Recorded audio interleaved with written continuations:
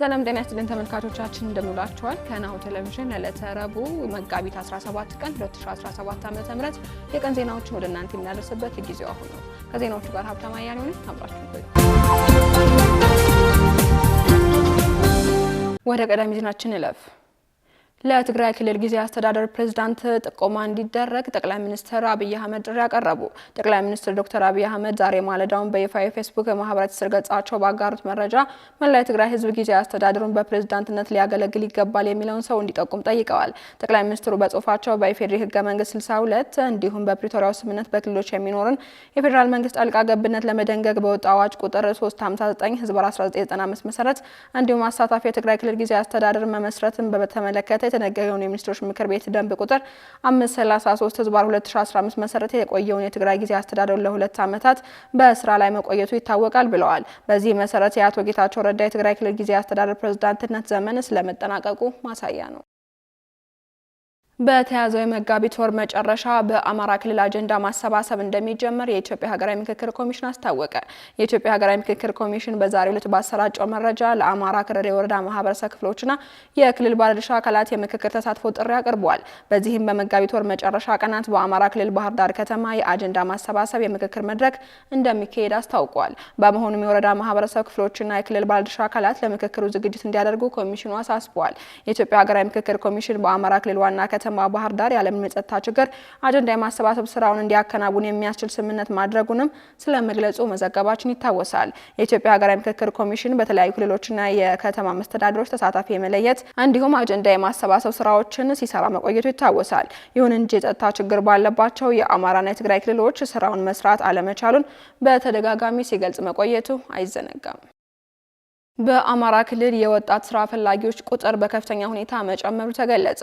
በአማራ ክልል በቀጠለው ጦርነት ምክንያት አካባቢያቸውን ለቀው በከተሞች ስራ የሚፈልጉ ወጣቶች ቁጥር መበራከቱን የገለጸው የአማራ ክልል ስራና ስልጠና ቢሮ በክልሉ ከ900 ሺህ በላይ ወጣቶች ለስራ ፍለጋ መመዝገባቸውን ይገልጻል። በአማራ ክልል በመንግስትና በፋኖ ኃይሎች መካከል እየተካሄደ የሚገኘው ጦርነት ለብዙ ወጣቶች ከመኖሪያ ቀያቸው መፈናቀል ምክንያት መሆኑ ተመላክቷል። እኚህ ወጣቶች በተለያዩ የክልሉ ከተሞች ስራ ፍለጋ ቢሰማሩም ስራ ማግኘት አድካሚ መሆኑ ተመላክቷል። በክልሉ እየተካሄደ በሚገኘው ጦርነት ምክንያት ወጣቶች አንጻራዊ ሰላም ወዳለባቸው ከተሞች እየተንቀሳቀሱ እንደሆነም ከአካባቢው የወጡ መረጃዎች ይጠቁማሉ። በክልሉ የቀጠለው ጦርነት እያሳደረ የሚገኘው ኢኮኖሚያዊ ጫናም ቀላል አለመሆኑ ተመላክቷል። በዕለታዊ የምግብ ፍጆታዎች ላይም በየጊዜው የሚደረገው የዋጋ ጭማሪ ፈተና እንደሆነባቸው ናሁ ቴሌቪዥን ከዚህ ቀደም የአካባቢዎቹ ነዋሪዎች ጠቅሶ መዘገቡ ይታወሳል። በክልሉ የቀጠለው ጦርነት ከማህበራዊ ቀውስ በተጨማሪ በክልሉ ስራ ፈላጊዎች ቁጥር እንዲጨምርም ምክንያት መሆኑ ተመላክቷል። በአማራ ክልል አሁን ያለው የስራ ፈላጊዎች ቁጥር 988 ሺህ ሲሆን ይህም የስራ አጥነት ችግርን ለመቅረፍ በስፋት መስራት እንዳለበት ማሳያ መሆኑን የክልሉ ስራና ስልጠና ቢሮ ምክትል ቢሮ ኃላፊ አቶ አወቀ ዘመንን ጠቅሶ የጀርመን ድምጽ አስነብቧል። አሁን መልፋት አልፎበታል። አንድ ሆነው ብዙ የሚሆኑበት ጊዜ መጥቷል። በጣቶ ፍጥነት ትኬቶን ቆርጠው ወደ ፈለጉበት ይጓዛል። ለመንገዶን ጊዜን ቀድሞ በመረጡት ሆቴል ወዲያውኑ ማረፊያውን ይይዛል።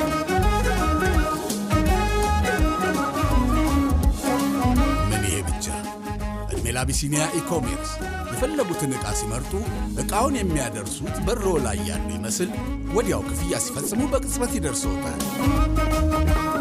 ጊዜ ገንዘብ በሆነበት በዚህ ዘመን እርስዎ መገኘት ሳይጠበቅብዎ ጣቶ ይፍጠን እንጂ የወዳጆን ደስታ ባሉበት ይቀራል።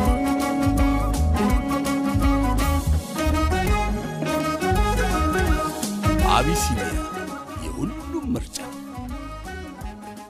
ካሽጎ በየትኛውም ዓለም ሆነው በማንኛውም ሰዓት ለወገኑ የሚደርሱበት ፈጣን የገንዘብ መላኪያ ተከፈተሎ። ማስተርና ቪዛ ካርዶን በመጠቀም ከ5 እስከ 20 ዶላር የሚልኩበት አዲስ የገንዘብ መላኪያ መንገድ።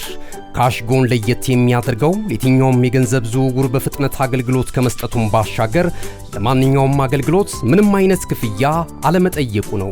በሀገራችን ታሪክ ገንዘብን ከውጪ ወደ ሀገር ቤት በማስተላለፍ በመተግበሪያ መልክ አገልግሎት መስጠት የጀመረው የመጀመሪያው ሀገር በቀል የገንዘብ መላኪያ ዘዴ ካሽጎ ከ4500 በላይ ባሉ የባንክ ቅርንጫፎች አገልግሎት እየሰጠ ይገኛል። ገንዘቦን በሰኮንዶች ልዩነት ውስጥ ይፈልጉ በአካውንቶ ወይንም በእጆ ቆጥረው የሚወስዱበት ልዩ ዘዴ። በቅርቡ ሁሉንም ኢትዮጵያዊ ባለቤት ለማድረግ ጉዞ የጀመረው ካሽጎ ዛሬውኑ መተግበሪያውን በስልኮ ላይ በመጫን የአገልግሎቱ ተጠቃሚ ሆኑ። ፍጥነት መለያችን፣ ኢትዮጵያን መክፈቻችን፣ ካሽጎ ነው መላኪያችን። ካሽጎ የአዲሱ ትውልድ ብራንድ። ወደ ውጭ ዜናዎች እናልፋለን። የአሜሪካው ፕሬዝዳንት ዶናልድ ትራምፕ ከቬንዙዌላ ነዳጅ በሚገዙ ሀገራት ላይ የ25% ታሪፍ እንደሚጥሉ አስታወቁ። ትራምፕ እንዳስታወቁት ከቬንዙዌላ ነዳጅ በመግዛት ወደ ሀገሩ በሚያስገባ ማንኛውም ሀገር ላይ የ25% ታሪፍ ይጣልበታል ብለዋል። ትራምፕ በማህበራዊ ድረገጻቸው ላይ ባሰፈሩት መልእክትም ቬንዙዌላ ከአሜሪካ ጋር እጅግ ጠበኛ ሀገር ናች ሲሉ ገልጸዋል። ስለዚህም ከቬንዙዌላ ላይ ነዳጅ የሚገዙ ሀገራት ከአሜሪካ ጋር በሚኖራቸው ንግድ ልውውጦች ላይ 25% ታሪፍ ይጣልባቸዋል። ይህም ከሚቀጥለው ሚያዝያ 12 ጀምሮ ተግባራዊ ይደረጋል ብለዋል። ስፔን፣ ህንድ፣ ሩሲያ፣ ሲንጋፖር እና ቬትናም ከቬንዙዌላ ነዳጅ በመግዛት ቀዳሚ ከሆኑት ሀገራት መካከል ተጠቃሾች ናቸው። የመግለጫ እስከወጣበት ሰዓት ድረስም አሜሪካ ከቬንዙዌላ ነዳጅ ስታስገባ የቆየ ሲሆን ባለፈው ጥር ወር ብቻ 8.6 ሚሊዮን በርሚል ነዳጅ ከቬንዙዌላ አስገብታለች። በአጠቃላይ ከጥር ወር ወዲህ 202 ሚሊዮን በርሚል ነዳጅ አሜሪካ ከሀገሪቱ ገዝታለች ሲልም ቢቢሲ አትቷል። በመጨረሻም በደቡብ ኮሪያ እጅግ የከፋ የተባለ የእሳት አደጋ መከሰቱ ተገለጸ። በዚህ የከፋ የእሳት አደጋ በተከሰተበት ወቅትም ሄሊኮፕተር መከስከሱን ባለስልጣናት ተናግረዋል። በሺዎች የሚቆጠሩ የእሳት አደጋ ሰራተኞችና ወደ 5000 የሚጠጉ ወታደራዊ ሰራተኞች በኮሪያ ውስጥ የሰፈረውን የአሜሪካ ጦር ሄሊኮፕተሮችን ለመቆጣጠር ተሰማርተዋል ተብሏል። የብሔራዊ የእሳት አደጋ ኤጀንሲ ቀውሱን ወደ ከፍተኛ የእሳት አደጋ ምላሽ ደረጃ ከፍ እንዳለም አስታውቋል። በሀገሪቱም በዚህ ዓመት ለመጀመሪያ ጊዜ እንዲህ አይነት ከባድ አደጋ ማጋጠሙን ኤጀንሲው አክሏል። በደቡብ ኮሪያ የሰደድ እሳት በአንጻራዊነት ያልተለመደ ሲሆን ከዚህ ጋር ተያይዞ የሚደርሰው የሞት አደጋም ጥቂት መሆኑን ቢቢሲ ዘግቧል። በመሆኑም ባለፉት ጥቂት ቀናት በተከሰተ የእሳት አደጋ 18 ሰዎች ሞተዋል ነው የተባለው። ወደ 17000 ሄክታር የሚጠጋ ደን ሙሉ በሙሉ በአደጋው ወድሟል ነው የተባለው። እነሆ የምስራች! የ10 አየር መንገድ የበረራ ትኬት ለውድ ደንበኞቹ በተቀላጠፈና አስተማማኝ በሆነ መንገድ እያቀረበ ያለው። በዚህም በደንበኞቹ የተመሰገነው ጉዞጎ አሁን ደግሞ ተደራሽነቱን በማስፋት ተጨማሪ ባንኮችን በማካተት ለውድ ደንበኞቹ የበለጠ አስተማማኝ ለመሆን ችሏል። የጉዞጎን አፕሊኬሽን ከአፕ ስቶር ወይም ከፕላይ ስቶር በማውረድ የመነሻና የመድረሻ ከተማዎትን መርጠው ዋጋ አወዳድረው የሀገር ውስጥም ሆነ ዓለም አቀፍ በረራ ማድረግ ካሰቡ የበረራ ትኬቶን ክፍያ በአቅራቢያው በሚገኙ ባንኮች አንድም በአካል በመሄድ ወይም በኦንላይን የክፍያ አማራጮች ክፍያዎትን በመፈጸም የበረራ ትኬቶን በእጅ ያስገቡ። ከዚህም በተጨማሪ እንደ ሁሉ ጊዜው ወደ ጉዞጎ የጥሪ ማዕከላችን 7473 በመደወል ከሙሉ የበረራ መረጃ ጋር የ24 ሰዓት የትኬት አገልግሎት ማግኘት እንደሚችሉ ስናበስሮ በታላቅ ደስታ ነው። ለበረራዎ ጉዞጎ።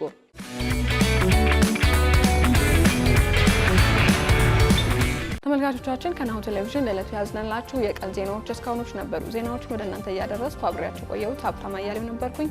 ሰናይ ቀን።